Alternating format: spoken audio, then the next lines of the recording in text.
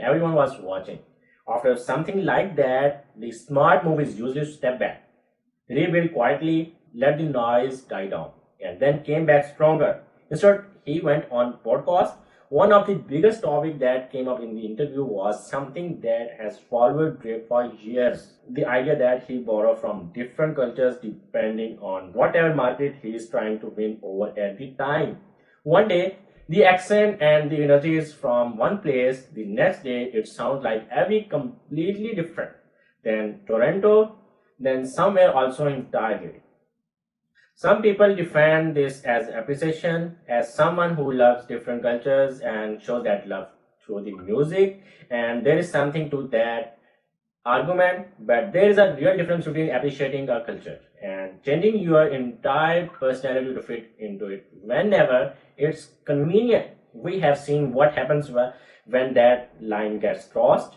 Other artists who build careers around adopting cultural identities who that a legal case against his own record label, claiming they promoted his viral unfairly and to his determinant.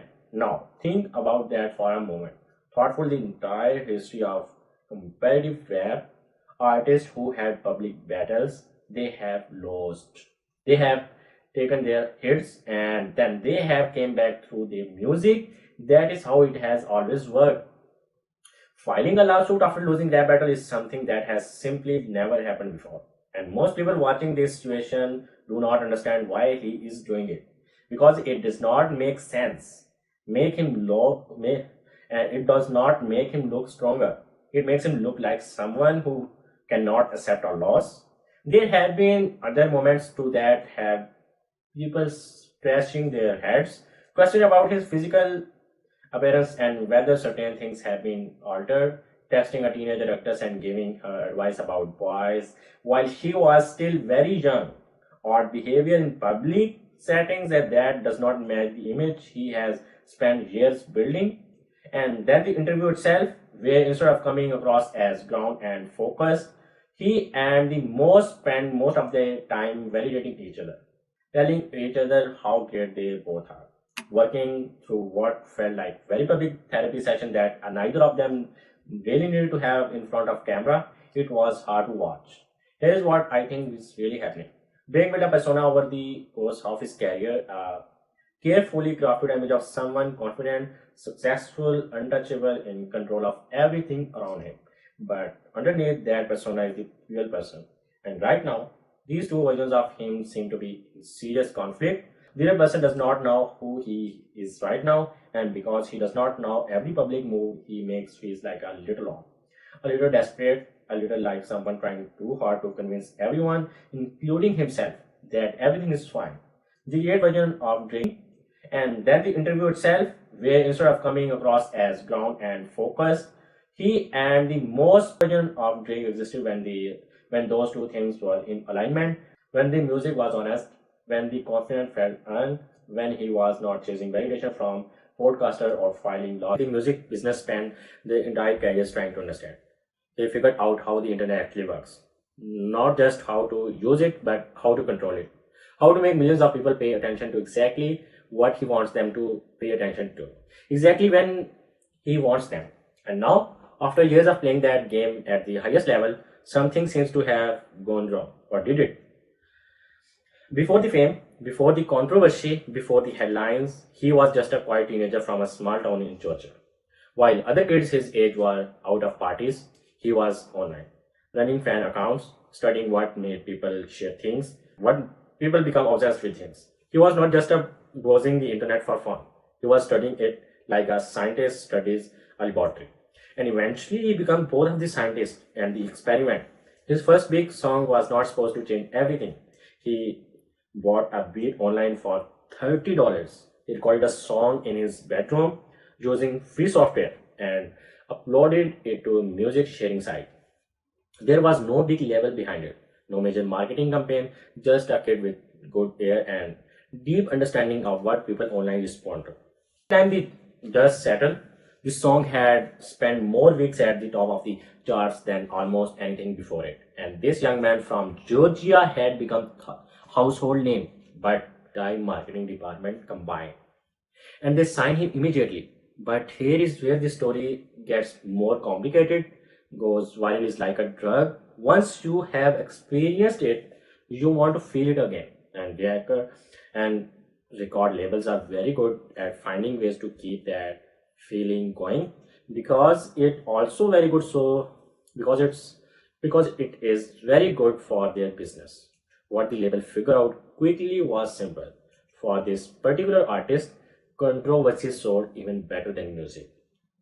When his debut song was removed from a major music chart on technicality, the backlash was enormous. The story became bigger than the song itself. Established artists came to his defense.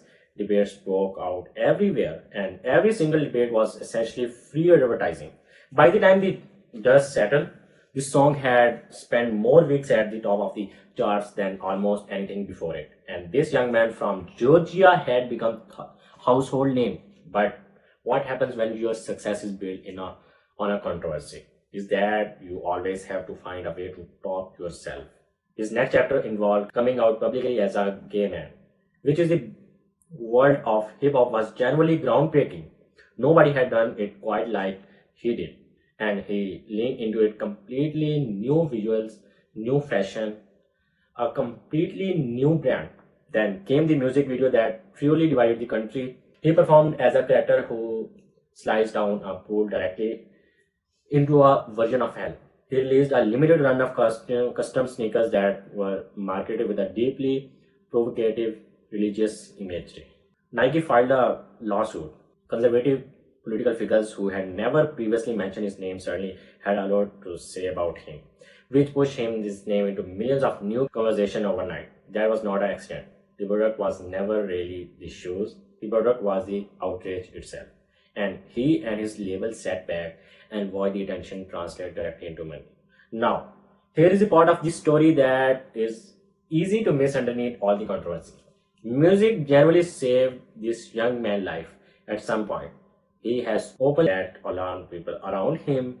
When police approached him, things escalated. He was arrested, charged with several serious offenses, including assaulting a police officer. He was outraged and needed attention. Every moment where the public thought he had gone too far turned into more money, more streams, more headlines. He has an album coming out soon, and right now his name is everywhere.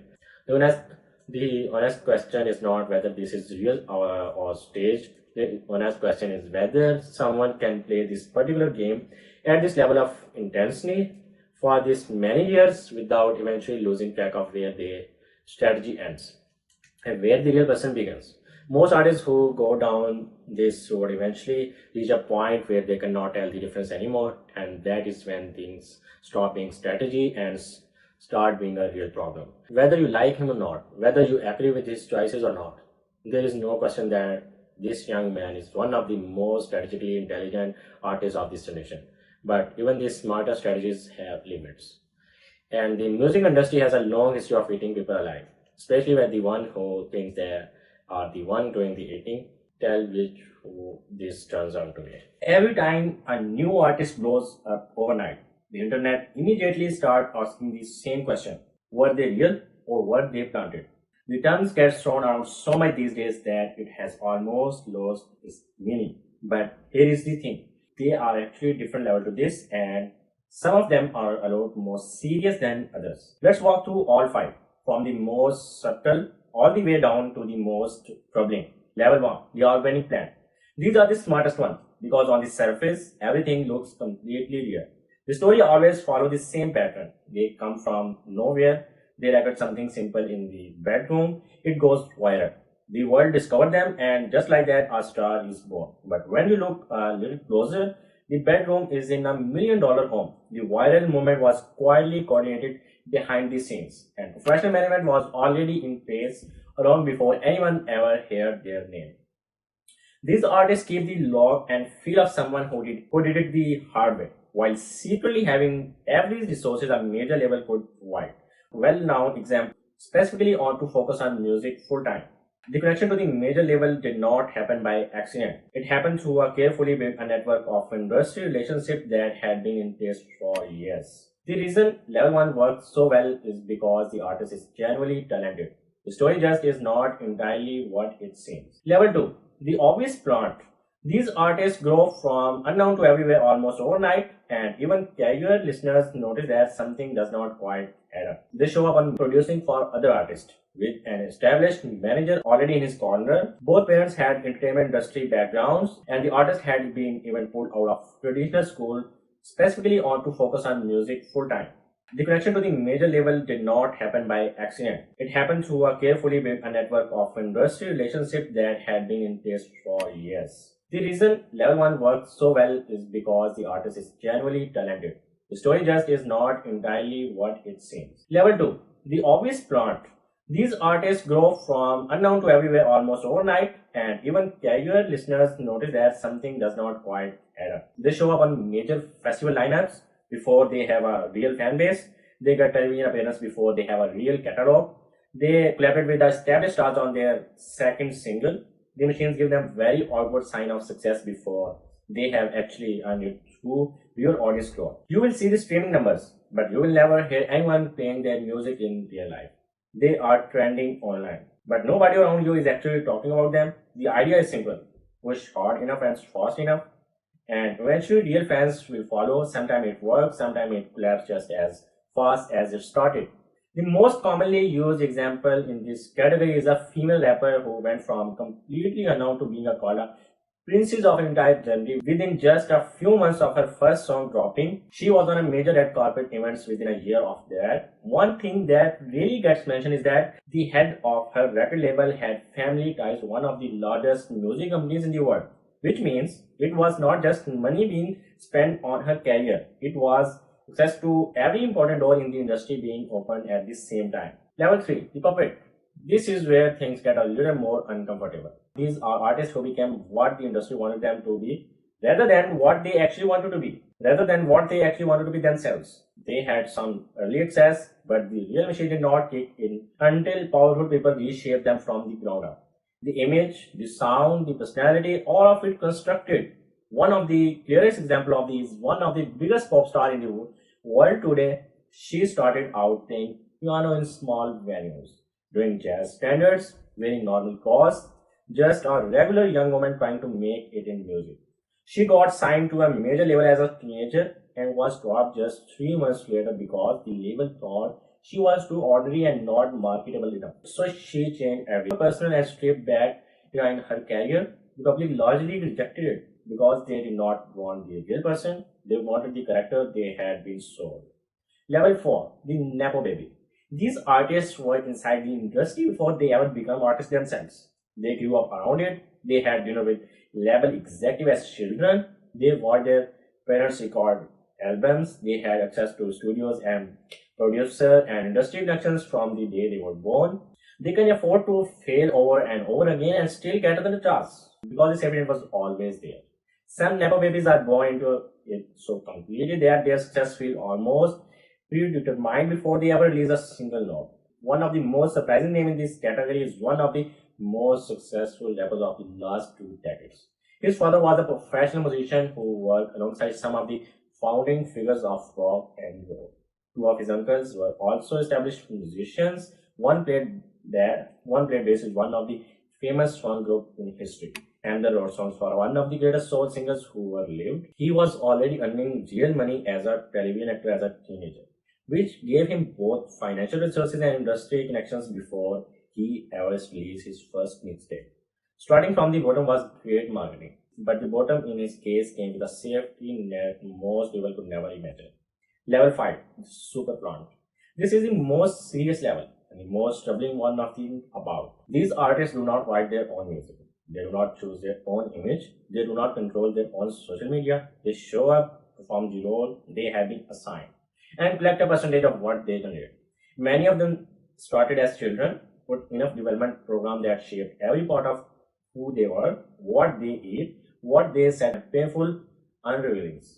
The most well-known example of American pop history is a young woman who first appeared on television talent program as a child, alongside other young performers who would all go on to become major stars. She was signed to record label as a teenager, given carefully constructed image designed to be both innocent and provocative at the same time. She has spoken publicly about being told to maintain a public persona around her personal life that was simply not true, or they protect marketable image, the rate of what they generate. Many of them started as children, put enough development program that shaped every part of who they were, what they ate, what they said publicly, who they were seen with. Their entire existence became consistent designed to sell the product. And the one who ends up here almost always carry the heaviest personal cost, the highest rates of mental health struggles, the most public and painful unrevealings. The most well-known example of American pop history is a young woman who first appeared on television talent program as a child, alongside other young performers who would all go on to become major stars. She was signed to record label as a teenager, given carefully constructed image designed to be both innocent and provocative at the same time. She has spoken publicly about being told to maintain a public persona around her personal life that was simply not true, or the product marketable image the label had built around her. By the time she was at the peak of her fame, the years of having almost no control over her own life had taken an enormous toll. What followed became one of the most public personal breakdowns in entertainment history, followed by legal arrangements that give other people formal control over her finance and personal decisions for over decades, during which time she continued performing and generating enormous amounts of money. Detail of what she went through took years to fully become public, and when they did, millions of people felt genuine guilt for not recognizing what had been happening in plain sight. The music industry had always had a machine behind it. That is not going to change anytime soon. But understanding how that machine works and recognize the difference between an artist who choose their path freely